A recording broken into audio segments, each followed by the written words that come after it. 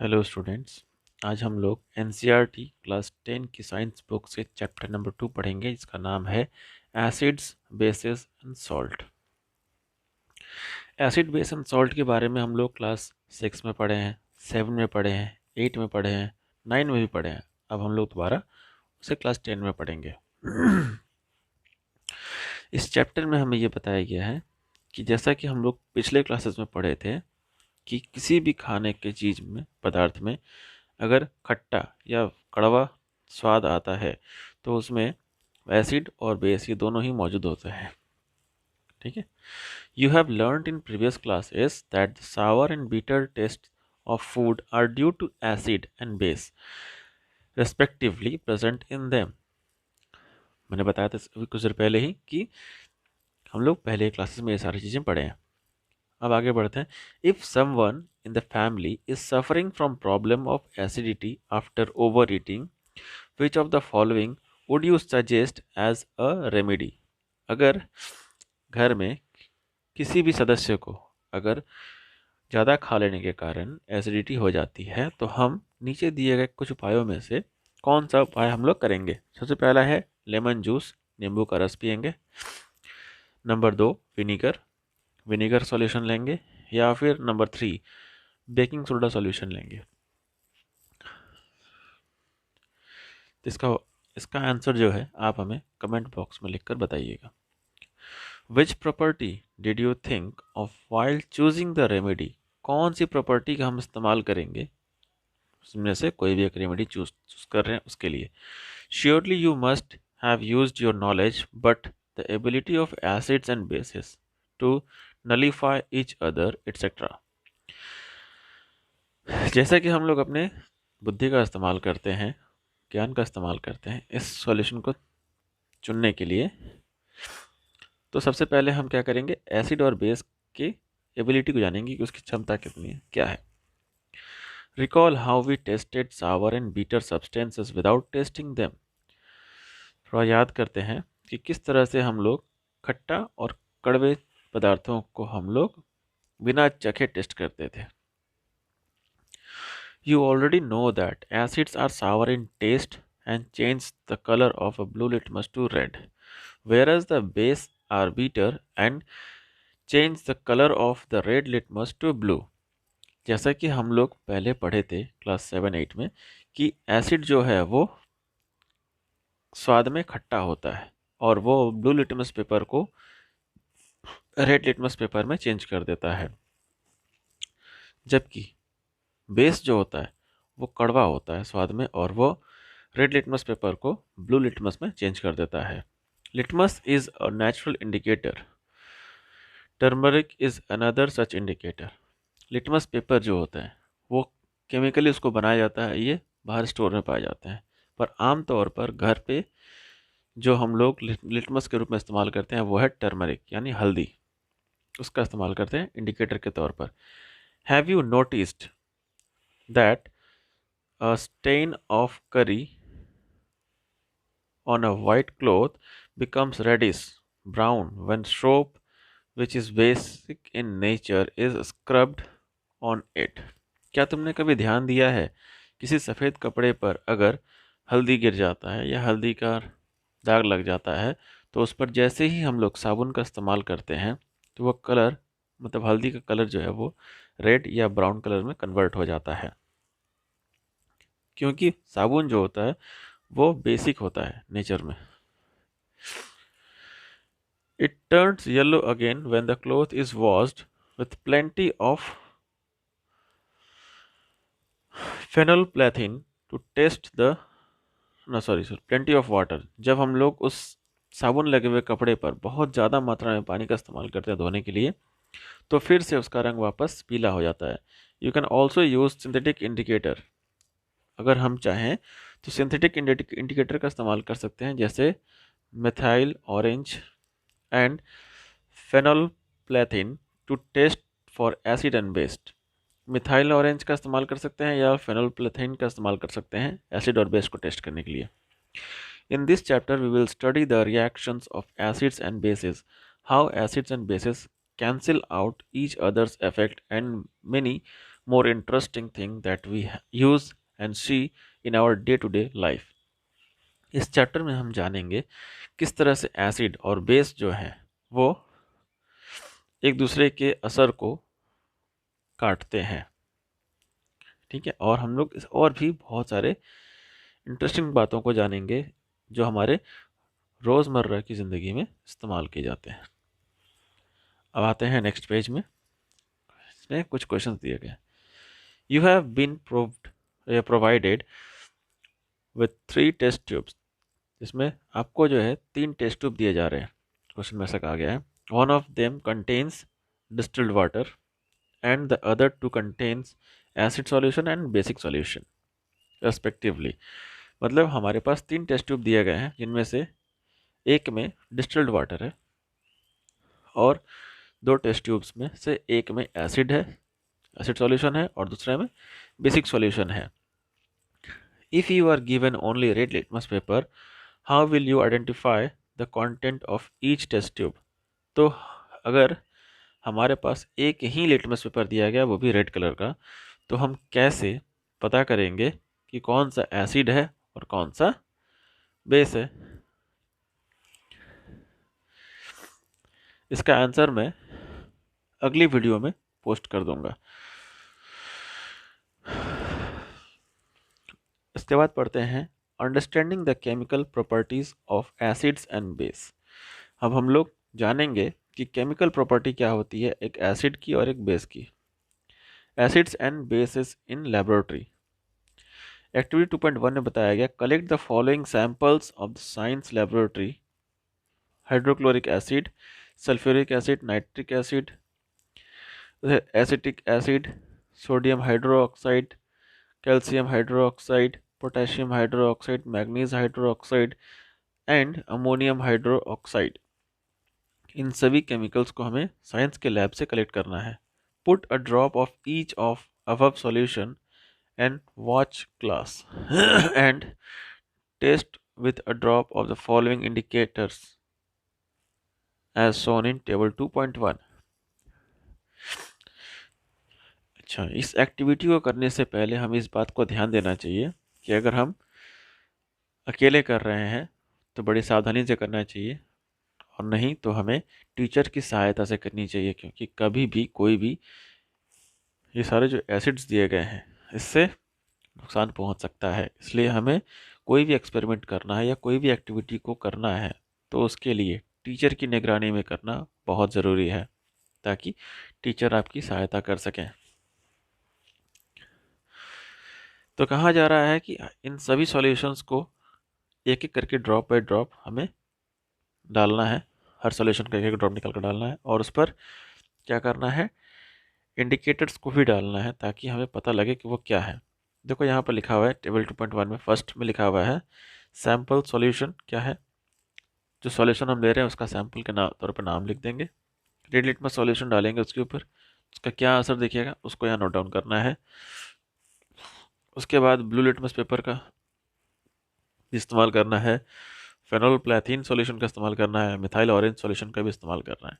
इस तरह से सभी को डाल करके हमें देखना है, और उसके जो रिएक्शन या जो रिजल्ट निकलेगा हमें उसे इस टेबल पे लिखना है। आगे बढ़ते हैं। These indicators tell us whether a substance is acidic or basic by change in color। ये जो इंडिकेटर्स है ये हमें बता देंगे कि हम लोग जिस सब्सटेंस का इस्तेमाल कर रहे हैं, जो केमिकल्स हम लोगों ने लिया है, वो स्वभाव में कैसा है, एसिडिक है, बेसिक है, या किस तरह का है, ये अपने कलर को चेंज करके बताएगा। There are some substances whose order changes in acidic and basic media। कुछ ऐसे सब्सटेंस हैं जिनका स्मेल चेंज हो जाता है एसिड और बेस मीडिया में जाकर। There are called olfactory indicators। Let us try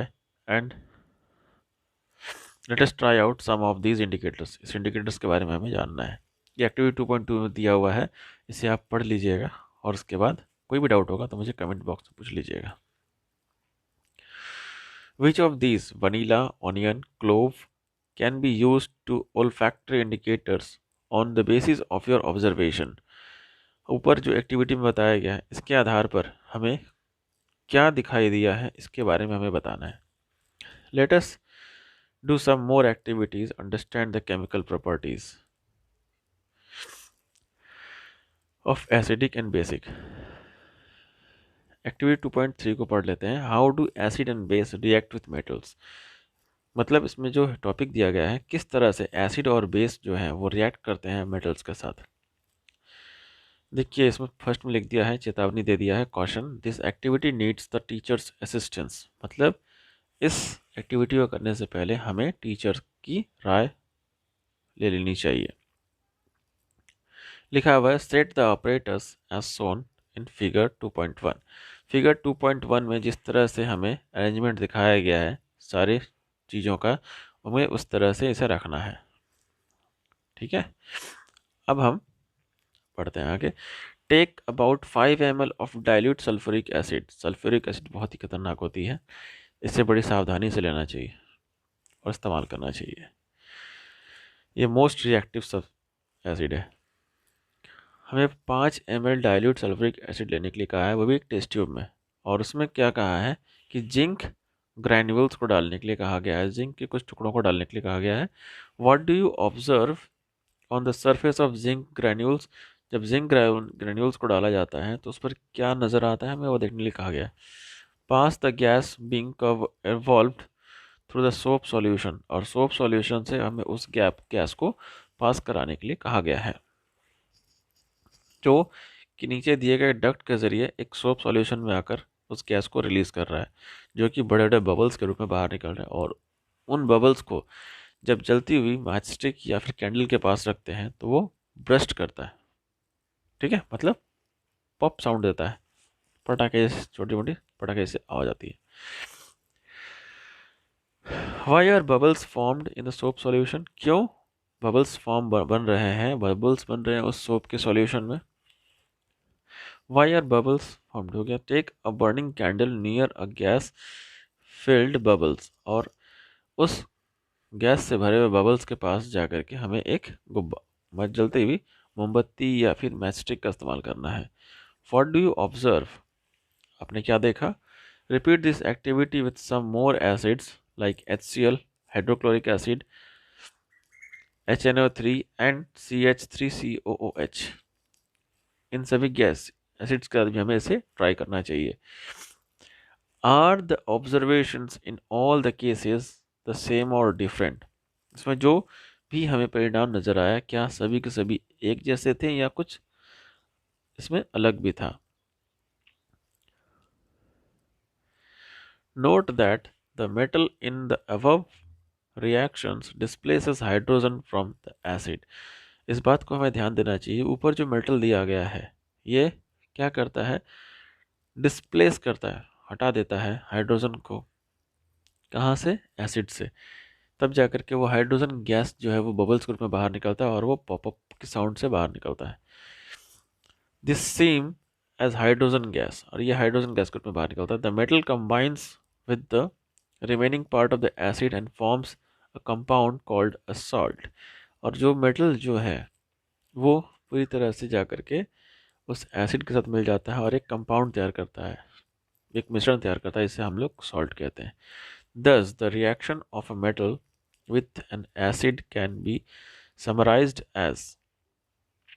जो भी रिएक्शन हमारा बन रहा है उस मेटल के साथ, उसे इस तरह लिखा जाता है। एसिड प्लस मेटल जब बन रहा है तो हमें क्या होता है, वो सॉल्ट प्लस हाइड्रोजन गैस बन के रूप में बाहर निकलता है। Can you now write the equation for the reactions you have observed। The reaction that takes place can be written as the follows। Acid में हम लोगों ने वहां पे क्या ले लिया है,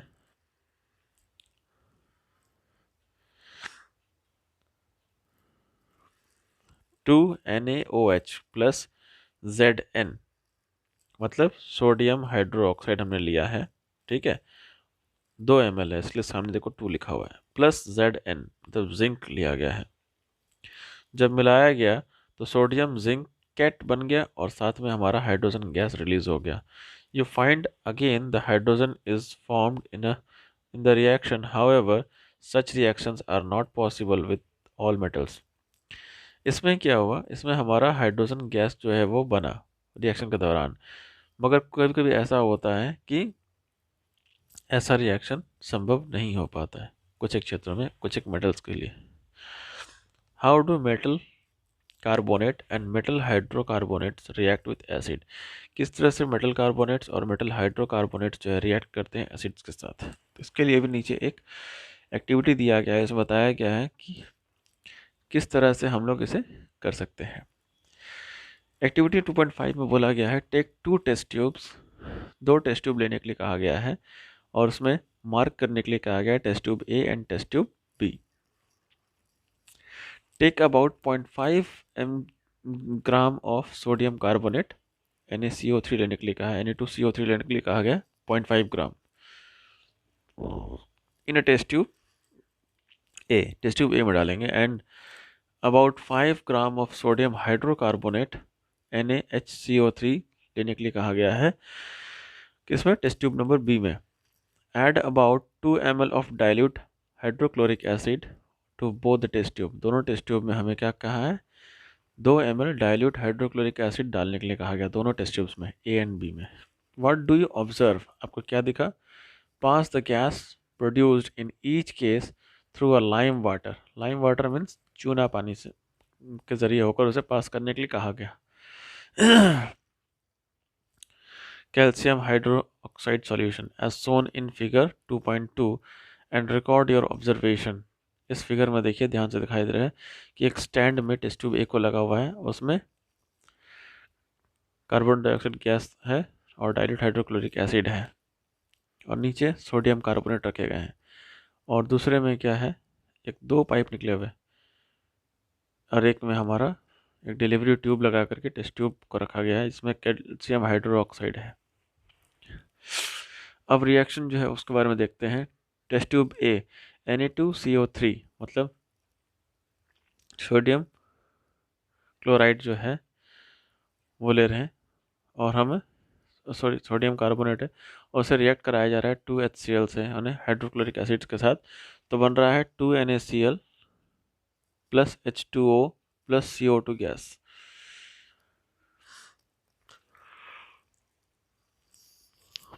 टेस्ट ट्यूब बी में जा रहे हैं, वहाँ पर NaHCO3 है, साथ ही साथ Cl के साथ उसको रिएक्ट कर रहे हैं, तो हमारा बन रहा है NaCl सोडियम क्लोराइड बन रहा है और साथ में पानी बन रहा है H2O और कार्बन डाइऑक्साइड गैस रिलीज हो रहा है। On passing the carbon dioxide gas evolved through the lime water, जब कार्बन डाइऑक्साइड गैस को लाइम वाटर से पास करवाते हैं तो क्या होता है, CaOH2 प्लस CO गैस, तो क्या होता है हमारा CaCO3 प्लस H2O, ये बनकर हमारा तैयार होता है।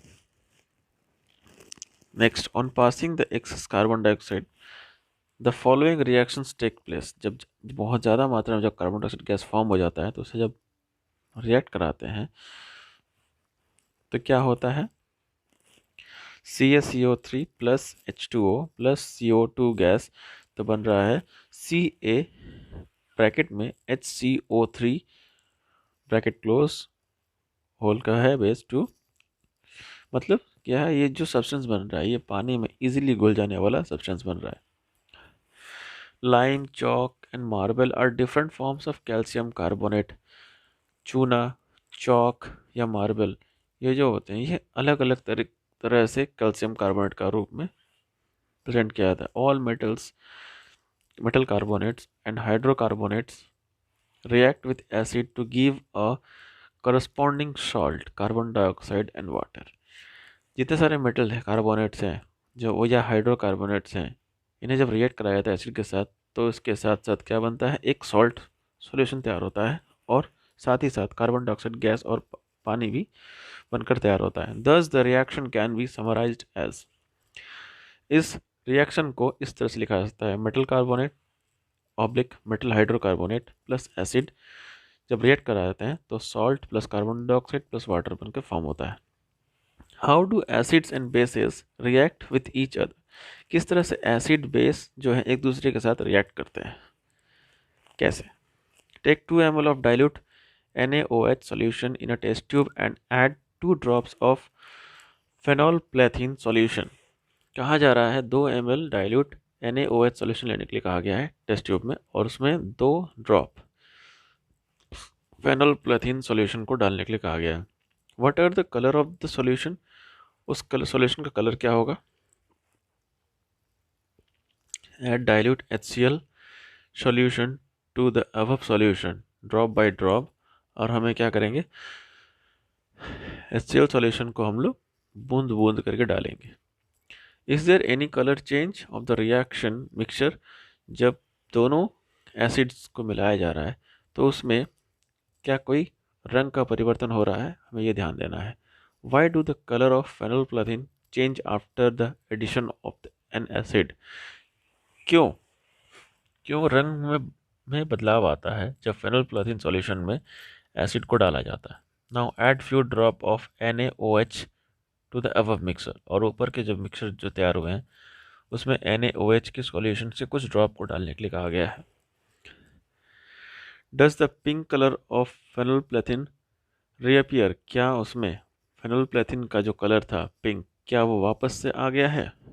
Why do you think this has happened? क्यों आपको ऐसा लगता है कि ऐसा हुआ होगा? In the above activity we have observed the effect of the base is nullified by an acid and vice versa. ऊपर किस एक्टिविटी में हम लोगों ने देखा कि किस तरह से एक बेस जो है वो नलीफाई कर देता है, मतलब एसिड के इफेक्ट को पूरी तरह से जीरो कर देता है, या फिर एसिड जो है बेस के पूरे इफेक्ट को ज़ीरो कर देता है, या वाइस वर्सा का मतलब एक दूसरे के विपरीत परिस्थिति को बताया जाता है। The reaction taking place in is written as, जो रिएक्शन बनता है उसे इससे लिखा जाता है NaOH plus HCl NaCl plus H2O। ठीक है। The reaction between an acid and a base to give a salt and water is known as neutralization reaction। जो एसिड जो होता है, जो एसिड और बेस का जो रिएक्शन होता है उससे हमें क्या फॉर्म होता है? Salt and water. और जब उसे न्यूट्रलाइज कर देते हैं पूरी तरह से, तो एसिड का जब एसिड में जब बेस को मिलाया जाता है तो एसिड का असर पूरी तरह से ज़ीरो हो जाता है। ठीक है। तो उसे हम लोग लिखेंगे कैसे? बेस प्लस एसिड, जब बेस के साथ एसिड को मिलाया गया है तो वो बन गया है सॉल्ट प्लस वाटर। इतना हम लोगों ने बुक में पढ़ा, पर रियल लाइफ में हम लोग क्या देखते हैं कि जब ओवर ईटिंग हो जाता है, बहुत ज़्यादा खा लेने के बाद, ऑयली स्पाइसी खाने के बाद पेट के अंदर एक जलन सी होती है। वो जो जलन सी जो होती है, जलन, उसे हम कहते हैं हम लोग एसिडिटी। तो उसमें हम लोग क्या करते हैं, आमतौर पर जेलोसिल ले लेते हैं, जो कि एक एंटासिड है। एंटासिड का मतलब क्या है? एंटी एसिड है, एसिड को ख़त्म करने के लिए, मतलब एक बेस है जो उस एसिड को न्यूट्रलाइज करता है। या फिर बहुत ज़्यादा जलन होती है तो इनो घोलकर पी लेते हैं, उससे क्या होता है? इंस्टेंट हमें रिलीफ मिलता है। इनो जो है असल में वो क्या है? वो हमारा एक बेस सॉल्यूशन है जिसे पानी में मिलाकर पी लेने से एसिडिटी जो है वो ख़त्म हो जाती है। उम्मीद करता हूँ समझ में आया होगा और यहाँ तक में कोई भी डाउट नहीं होगा। अगर डाउट होगा तो नीचे मेरा ईमेल एड्रेस दिया होगा, आप उस पर लिख कर ईमेल करके क्वेश्चंस को पूछ सकते हैं। 2.1.5 reactions of metallic oxides and acids. अब हम लोग रिएक्शंस के बारे में पढ़ेंगे जो मेटेलिक ऑक्साइड्स के साथ जब रिएक्ट कराया जाता है एसिड को तो क्या होता है। Take a small amount of copper oxide in a beaker and add dilute hydrochloric acid slowly while stirring. कहा जा रहा है थोड़ा सा मात्रा में कॉपर ऑक्साइड लेना है एक कंटेनर में, और उसमें हाइड्रोक्लोरिक एसिड जो डाइल्यूट फॉर्म में होता है उसे हम लोग उसमें डालने के लिए कहा गया। दोनों को मिला करके हिलाने के लिए कहा गया। Note the colour of the solution, और हमें यह ध्यान देना है कि उस जो सॉल्यूशन जब दोनों आपस में मिलते हैं तो उसका कलर क्या हो जाता है। What happens to the copper oxide, फिर कॉपर ऑक्साइड के साथ क्या हुआ उसके बारे में जानेंगे। You will notice that the colour of the solution becomes blue green. ये नोटिस करोगे कि वो सॉल्यूशन में जब डाला गया दोनों कॉपर सल्फेट को और कॉपर ऑक्साइड को और हाइड्रोक्लोरिक एसिड को, तो उसका कलर जो हो गया ब्लू ग्रीन हो गया। ऐसा होने का कारण यह है, जो कॉपर ऑक्साइड है वो डिसॉल्व हो जाता है पूरी तरह से। The blue green colour of the solution is due to the formation of copper chloride in the reaction. और ये जो ब्लू ग्रीन कलर जो चेंज होकर आया, इसका होने का कारण ये है कि कॉपर जो है वो क्लोराइड से रिएक्ट करता है, क्लोराइड से, और वो कॉपर क्लोराइड बन जाता है।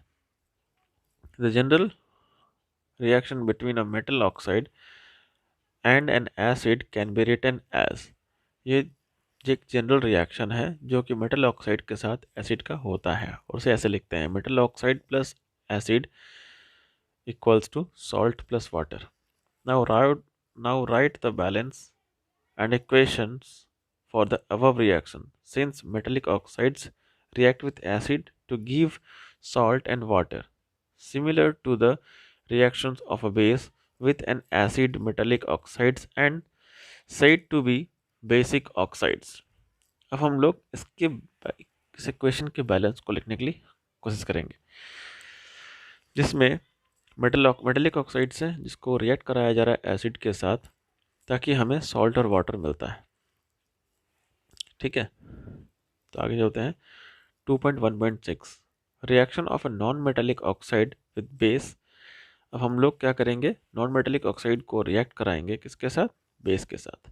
You saw the reaction between carbon dioxide and calcium hydroxide in activity 2.5। Activity 2.5 में हम लोगों ने क्या देखा कि कैल्शियम हाइड्रोक्साइड को कार्बन डाइऑक्साइड से रिएक्ट कराया जाता है। Calcium hydroxide, which is a base, reacts with the carbon dioxide to produce a salt and water। Carbon calcium hydroxide जो है, जब उसे कार्बन डाइऑक्साइड गैस के साथ रिएक्ट कराया जाता है तो हमारा एक सॉल्यूशन बनता है, उसको कहते हैं सॉल्ट, और साथ में पानी भी बनता है। Since this is similar to the reaction between the base and acid, we can conclude the non-metallic oxides and are acidic in nature. हम लोग यह भी अनुमान लगा सकते हैं कि जब इस तरह का रिएक्शन कराते हैं बेस और एसिड के साथ, तो उसका जो भी परिणाम निकलेगा वो नॉन मेटेलिक ऑक्साइड निकलता है, और क्या होता है, एसिडिक इन नेचर, और स्वभाव में ये एसिडिक होता है। ये कुछ एक्सरसाइज क्वेश्चंस दिए गए हैं, इसके सॉल्यूशंस अगर आप लोग कहते हैं तो मैं नेक्स्ट वीडियो में बनाकर पोस्ट कर दूंगा। अब आते हैं exercise 2.2। What do all acids and all bases have in common? क्या होता है जब सारा एसिड और सारा बेस को कॉमन ले आता है तो। In section 2.1 we have seen that all acids have similar chemical properties। हम लोगों ने 2.1 के सेक्शन में पढ़ा था कि जितना भी हम लोगों ने देखा है एसिड्स के बारे में, उनकी केमिकल प्रॉपर्टीज़ जो है लगभग एक जैसी ही होती है। What leads to this similarity in properties, क्या ऐसा है जो इनकी इस प्रॉपर्टी में कुछ खासियत दिखाती है, एक जैसा ही गुण दिखाता है। We show in activity 2.3 that all acids generate hydrogen gas on reacting with metals, so hydrogen seems to be common to all acids।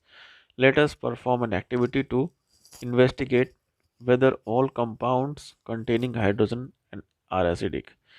हम लोगों ने एक्टिविटी 2.3 में देखा कि जब भी किसी एसिड को रिएक्ट कराया जाता है किसी भी मेटल के साथ, तो हमारा हाइड्रोजन गैस जो है उसमें जनरेट होता है। अब इसी एक्टिविटी को हम लोग नीचे एक्सपेरिमेंट के रूप में करके देखेंगे। ठीक है, कहा गया है take 2 solutions of glucose, alcohol, hydrochloric acid, sulphuric acid etcetera. कहा गया 2 सॉल्यूशन लेने के लिए कहा गया है। ठीक है, जिसमें ग्लूकोज होगा, अल्कोहल होगा, हाइड्रोक्लोरिक एसिड होगा और सल्फ्यूरिक एसिड होगा। फिक्स 2 नेल्स, 2 कील को उसमें लगाने के लिए कहा गया एक कॉर्क में करके।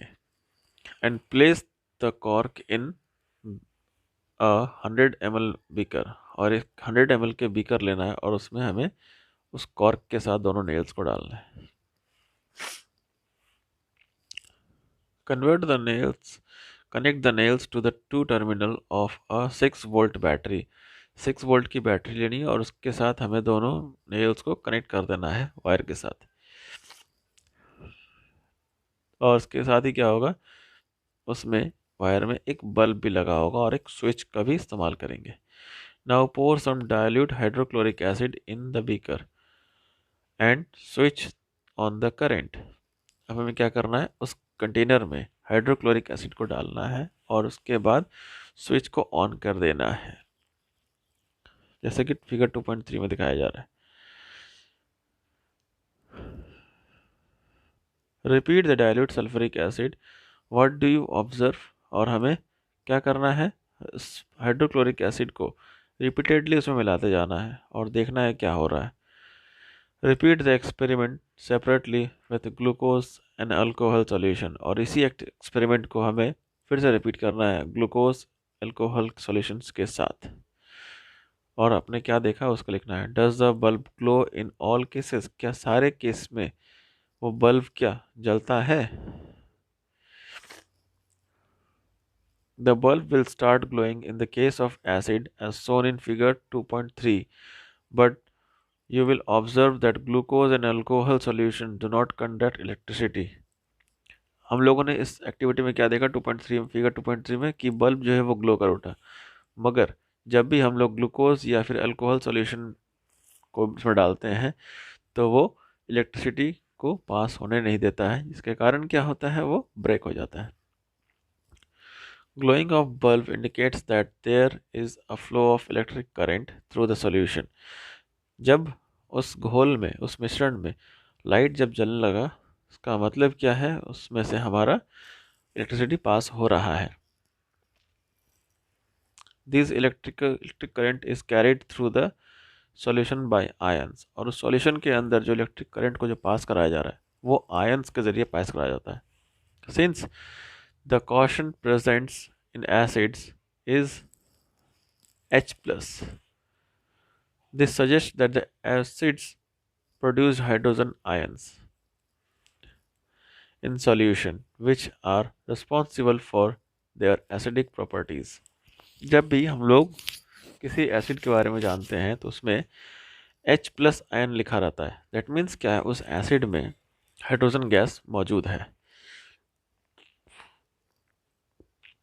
Repeat the same activity using alkalis such as sodium hydroxide, sodium या कैल्शियम हाइड्रोक्साइड एट्सेट्रा। हमें इसी एक्टिविटीज़ को अल्कलीज के साथ भी सॉल्व करना है, ट्राई करके देखना है कि क्या होता है। सोडियम हाइड्रोक्साइड और कैल्शियम हाइड्रोक्साइड के साथ रिएक्ट करा करके what can you conclude from the result of this activity. तो पार्ट 1 हम लोग इस वीडियो का यहीं पर स्टॉप करते हैं। अगला पार्ट जो है वो हमें नेक्स्ट डे पोस्ट करूँगा, ठीक है। तब तक के लिए गुड नाइट। और मैं उम्मीद करता हूँ कि आपको वीडियो अच्छा लगा हो। वीडियो अच्छा लगे तो लाइक, शेयर और कमेंट ज़रूर करिएगा। Thank you.